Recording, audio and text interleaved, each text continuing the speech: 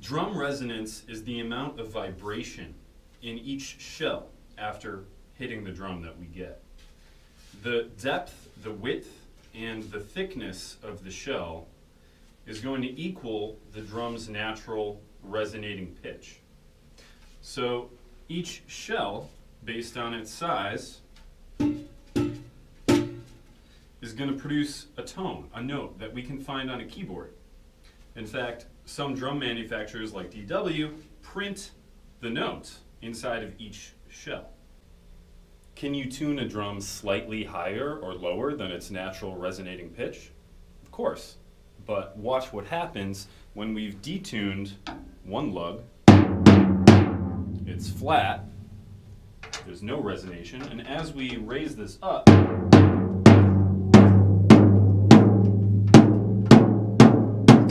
we're getting nice resonation through the shell now, but if we keep going,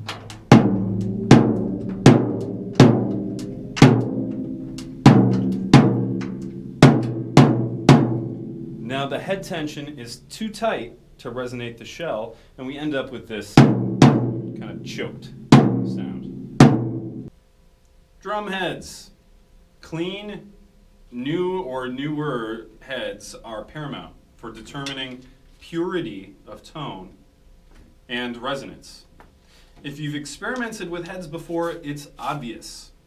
Multi-ply heads, hydraulic oil heads, 2 or 3 ply heads, tend to be darker sounding. They're thicker. They're harder to bring up under tension.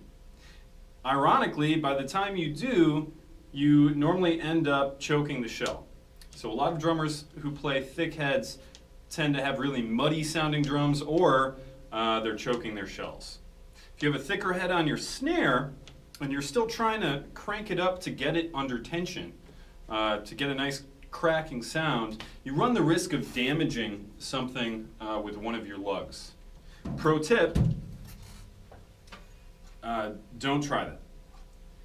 Single ply heads can be less durable but give you more tone. They're easier to bring up under tension and to get the shell resonating. Unfortunately, they tend to kind of run away with overtones, or those higher pitched frequencies. So if you're in a miking situation, you might find yourself putting something on your drums, tape, moon gel, etc. Regardless of how many ply heads you use, how thick they are, they need to be tuned. Coated heads tend to be not as bright sounding as clear heads. You can use brushes on coated heads, so that's something. I don't advocate one head type over another. I think the ability to customize different kinds and thicknesses of heads on your drums is one of the coolest things about developing your unique sound. So we hit a drum, and from impact, there's a ripple out through the head, through the shell, and out the bottom.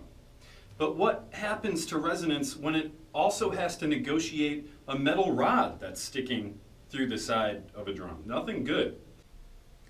This Pearl Masters Custom has mounting hardware on the rim. So that metal pole doesn't actually make it inside of the drum.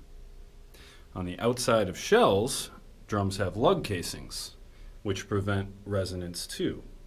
Some companies have even done things like these cutaways, so you only have 2 points of contact with the shell itself.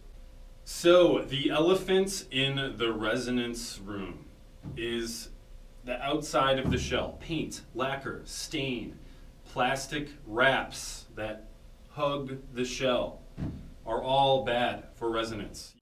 Just remember, if you're in the market for a set, or you're looking for a maple set which has warmer characteristics, or a birch set which is brighter, or an oak or bubinga or some sort of exotic wood which has lower frequencies, you're not really going to hear the true benefits of that wood. You will a little, but not if they're wrapped. And even so, you need to have a clean new drum head that's tuned to the resonant frequency of the shell's pitch. You need to have low mass lug casings, no metal bar sticking into your drums. Then you have a chance, but if they're wrapped, it's taking away. Drum companies know this. They also know that drummers shop with their eyes. We want the sparkly thing. So they make all sorts of weird wraps and broken glass finish, even though they're exotic woods. Remember, you can have a $500 drum set sound like a $5,000 drum set, but unfortunately, you can have a $5,000 drum set that sounds like a $500 drum set or a $50 drum set. Unwrapping drums is gaining popularity. I've unwrapped enough drum sets to know that they come alive when you unwrap them. It's awesome. A lot of people stain them, but staining a drum is equivalent to dipping it in water. It doesn't help resonance. It does offer some protection. If you were to spill something on your drum set, you could probably clean it off without damaging it.